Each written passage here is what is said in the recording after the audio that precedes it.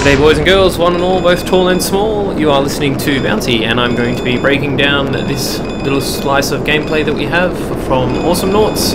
I'll be playing Raelynn. I'll be joined by Shugozak in the game, not on the voice, and he's going to be playing Scoldia. Alright, as you can see from the start, I start with Piggy Bank, Snipe, and Flashy Glasses to see if the changes that they've made in the last patch to Snipe have improved. Because I'm incredibly slightly talented on the drop pods, I even have enough if I wait a few seconds to buy the speed boots for Raelynn, which is very helpful. The changes that they've made in this recent patch to Raelynn is that they've increased the damage of her snipe upgrades and reduced their cost. They've also made her jump higher, and they've renamed the jump, so it's now called the $6 million jump, for whatever difference that makes. And mostly at the moment, I'm basically trying to just get off as many snipes as I can while it's off cooldown. The idea is that over the time, the extra damage from the snipe will be netting me a level advantage. As you can see there, I nailed a hit.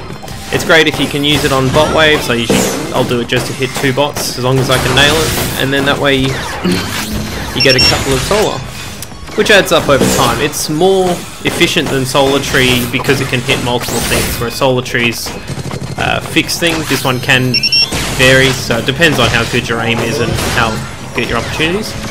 Here I'm waiting to gain Voltar. I'm waiting for him to get out of position. I get down, snipe him, finish him off. I think a bit of lag was in my favour there, and annoyed his buddy Bunk.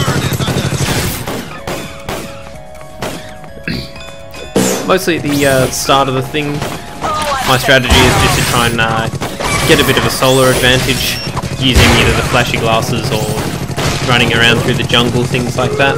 It's pretty easy to do with Raelynn because of flashy glasses, and you can even stack it with things like Solar Tree and Piggy Bank if you really want. It gives you a strong advantage early in the game, and that way you can hopefully play that to its advantage while you have it. The disadvantage to having all those upgrades is that once you get to max level, they are effectively not useful anymore, because Solar Tree is not earning you any more solar, and your opponents have made up for the difference that the Piggy Bank gave you at the start of the match. You can see just deploying as many snipes as I can. The enemy team here is really good. We had another game against them earlier. Kong's doing a pretty good job. I think their last one they were raging with because they didn't have the Voltar, so they switched over this time. Which did quite well for them.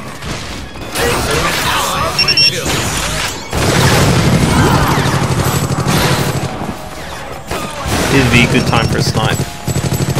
Yeah, get it. I only hit the bots, but you know, at this point I'm more interested in the money. What I'm also focusing for with this build is I want to increase the damage of Snipe, which can turn into a bit of a nasty cycle, because you spend money on increasing the damage of Snipe, and Flashy Glasses gives you a percentage of the damage that you deal per Snipe back as Solar. So the more damage you do, the more money you get back. It can get quite this is a pretty strong initiation there.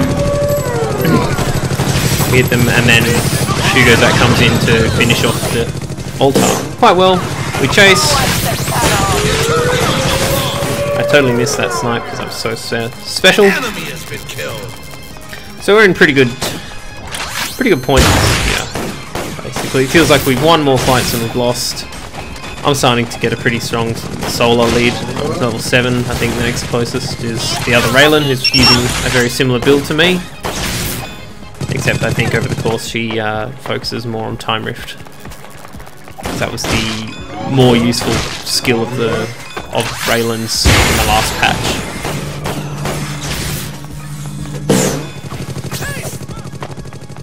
As you can see, what I normally do is I'll save up until I've got as much to afford the expensive upgrades first, because they're the more cost-effective ones, and they make a bigger difference earlier in the game, I find. But, you know, that way you have to wait longer to get them.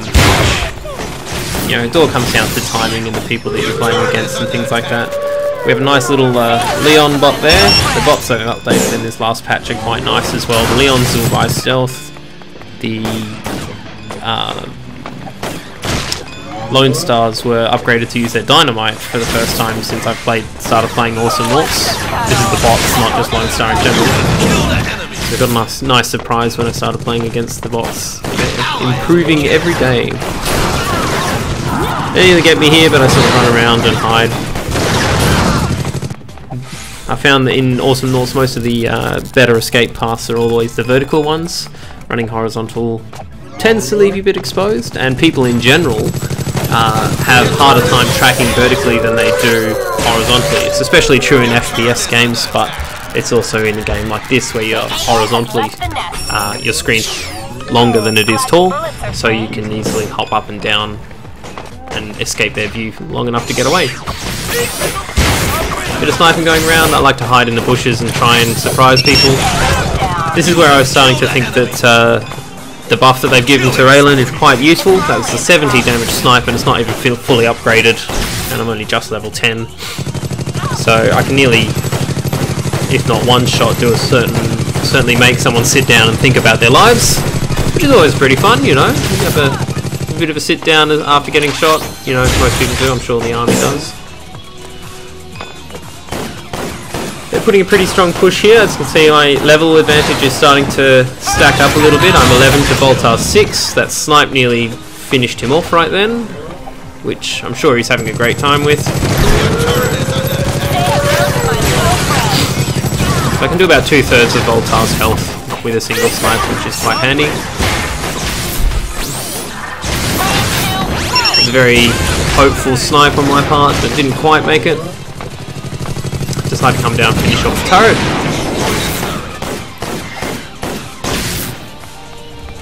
As they come down to chase me off, I run away because I am super scary. And Voltar tempted fate there and paid the price. And the snipe's been upgraded very well, I find. I don't know if it's too much at the moment, but it certainly makes Raelynn feel a bit more useful, able to contribute on her own merit rather than requiring a good team and being like a little bit of an extra support on the side.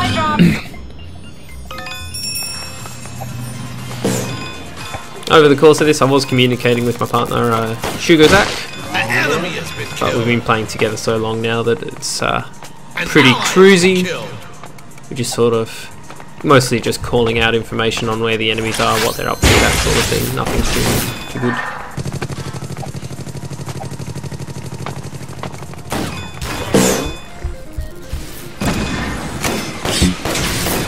I think at this point I'm probably starting to think that I need to upgrade my blaster. I've always found with Raelynn that without Snipe, she has a lot of trouble dealing just bots by themselves.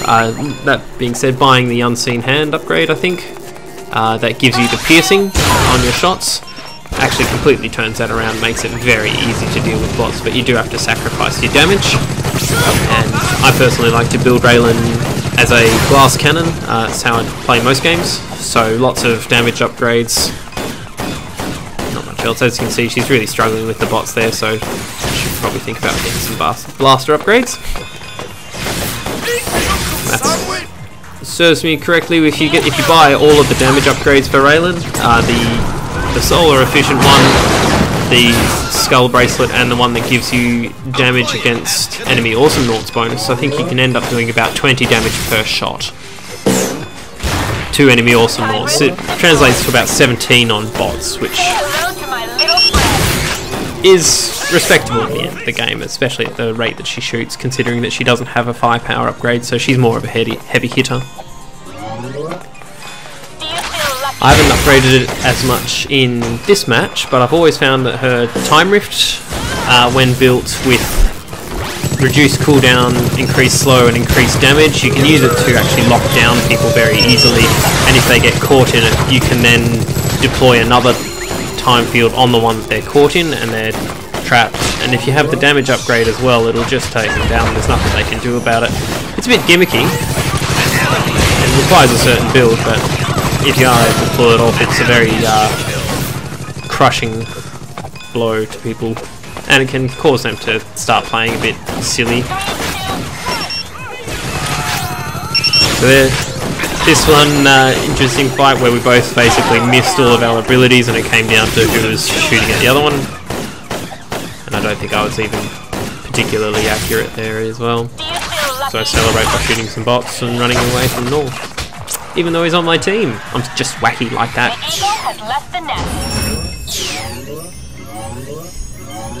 As you can see, completely indecisive. Go for the damage upgrade. So that's given me +3 damage to my normal shots, and it'll also give me 2 against enemy orcs. And that fight just happened extremely quickly. Voltar died, surprisingly enough.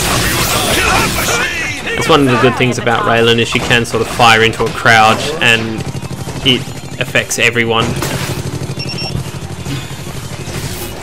Shot with a time rift there.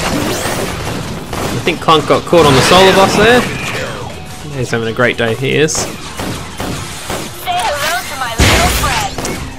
It's good that I managed to get the blast off before that other creep bot died, otherwise I would have only got the solar for hitting once.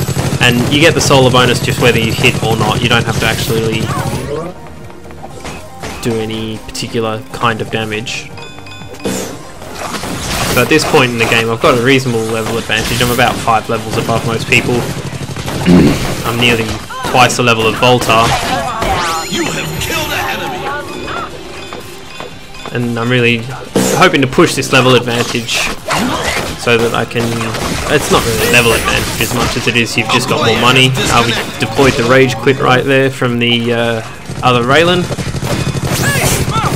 Probably wasn't quite expecting the Snipe upgrades as much as he was. He only started building his upgrades into it after he saw that mine was doing quite a lot of damage, and he might not have done the build that I do where I take both the damage upgrades. So we just got into the enemy base and started wrecking the place. This is where the game turned around for us in a bad way. We basically just tried too hard on this. The enemies was, in the whole time that we were pushing that last turret, they taken out that turret while I'm flailing about with the base. We lost Sugar Zack. So I'm sitting here respawning and we are going to lose by the time I get back down, which serves me right. It doesn't really serve for good decision making. Made an effort, didn't work out. Paid the price. You know, it's all how the game goes.